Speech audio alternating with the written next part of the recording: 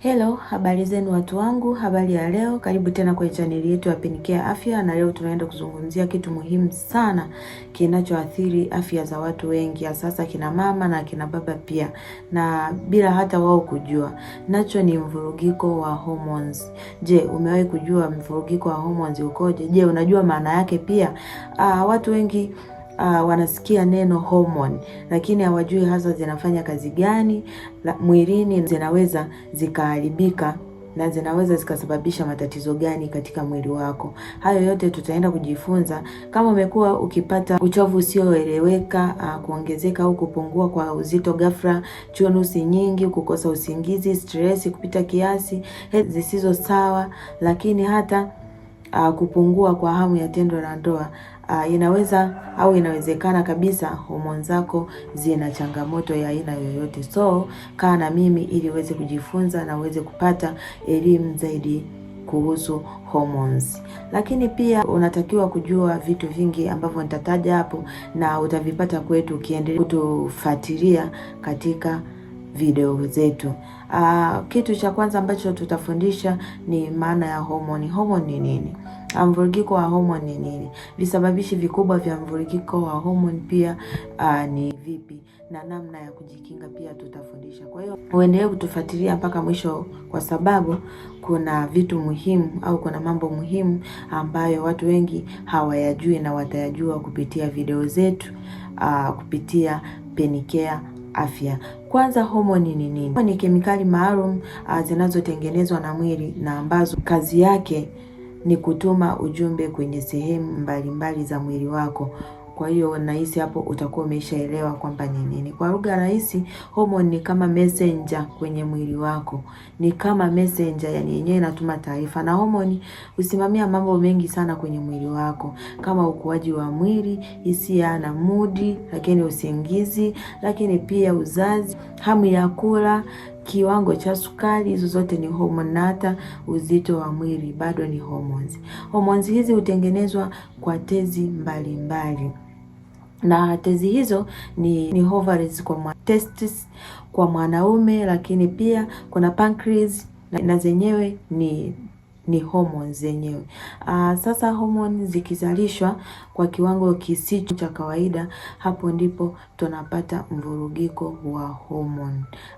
Nini maana ya mvurugiko wa hormone? Kama ulikuwa hujui, unatakiwa kujua kwamba mvurugiko wa hormone ni hali ambapo mwili unakuwa na hormones nyingi sana au chache sana kuliko kiwango ambacho kinatakiwa kwenye mwili wako. Lakini pia kwa sababu hormones zinaongoza karibu kila mfumo wa mwili wako, hata mabadiliko madogo madogo yanaweza kuleta matatizo makubwa ya kiafya kwenye mwili wako pia.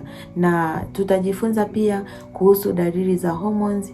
Hayo yote uendelee kutufuatilia, uendelee kujua ni nini ambacho unatakiwa ukijue. Lakini visababishi vya mvurugiko wa hormones ni vipi? Hii ni chanzo kikubwa ambacho kwamba mwili unatakiwa, au unapokuwa kwenye stress muda mrefu unatengeneza hormones za cortisol kwa kiwango kikubwa, na hizi cortisol zinazidi na zinaweza kuvuruga hormones zako, kama usingizi, kukosa usingizi, kuwa na uzito mkubwa au mdogo zaidi, hamu ya kula kukosa, na hata hormones za uzazi. Lakini kitu ambacho tunakiangalia, ndio maana watu wengi wenye mawazo mengi mara nyingi hupata uchovu, hasira na mabadiliko mbalimbali ya mwili wao, ni kutokana na hiyo homoni kuwa chini zaidi au kukosa kwa kiwango kikubwa. Lakini kitu kingine, kuna lishe mbovu, kwamba kula vyakula vya mafuta mengi, sukari nyingi, vyakula vya kiwandani vinaweza kuharibu pia hormones zako au mfumo mzima wa hormones. Lakini mwili unahitaji vitu ambavyo vitafanya hormones zako zikiwa sawa, kwa mfano kama protein, vitamins, madini, mafuta mazuri ambayo yatafanya hormones zako ziweze kuwa salama kwa kiwango kikubwa na mwili wako uweze kuwa sawa. Au ukikosa lishe bora, hormones zinaanza kuvurugika kwa kiwango kikubwa zaidi. Lakini kitu kingine ambacho tunaweza kiangalia ni kukosa usingizi wa kutosha.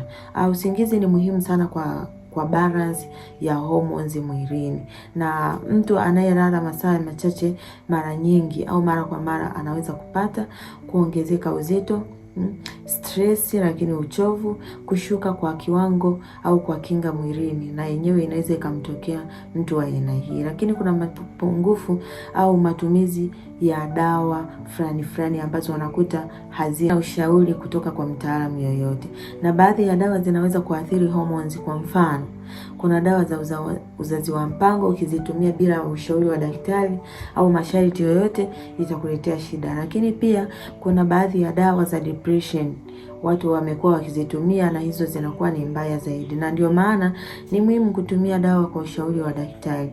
Usitumie dawa kiholela, zinaenda kuvuruga homoni zako. Na kitu kingine ambacho tunaweza kuangalia, kuna magonjwa ambayo yanaweza kusababisha homoni zako kuvurugika kama sukari, typhoid, lakini anaweza kusababisha hormones kuvurugika pia, pamoja na kwamba mwili wako utakuwa uko salama. Lakini kuna kutokufanya mazoezi, hii nayo ni mbaya. Unatakiwa ufanye mazoezi. Mwili unapokaa bila movement ya kutosha, metabolism inashuka na hormones zinaweza kuathirika zaidi. Mazoezi husaidia sana kubalance hormones na kupunguza stress muda mwingi. Lakini kuna kitu kingine tunakiangalia kama umri, kwamba kadiri umri wako unavyoongezeka, baadhi ya hormones zinapungua naturally. Mfano, mwanamke hupitia menopause, mwanaume anapitia testosterone, lakini pia inaweza kupungua kadiri umri unavyoongezeka. Naweza nikahitimisha kwamba tujiangalie vizuri wakati mwingine ambavyo unakuwa ukifanya hivyo vitu ili kubalance hormones zako ziweze kubalance na ziweze kuwa salama. Kwa hiyo ni kujiangalia na kuwa salama, kuwa safe na mwili wako uweze kuwa vizuri zaidi. Kama umeelewa video hii, tafadhali like, subscribe, lakini pia usisahau kushare kwa watu wengine ili waweze kupata elimu zaidi na zaidi kupitia chaneli yetu ya Penicare Afya. Endelea kukaa nasi ili uendelee kujifunza vitu vingine zaidi.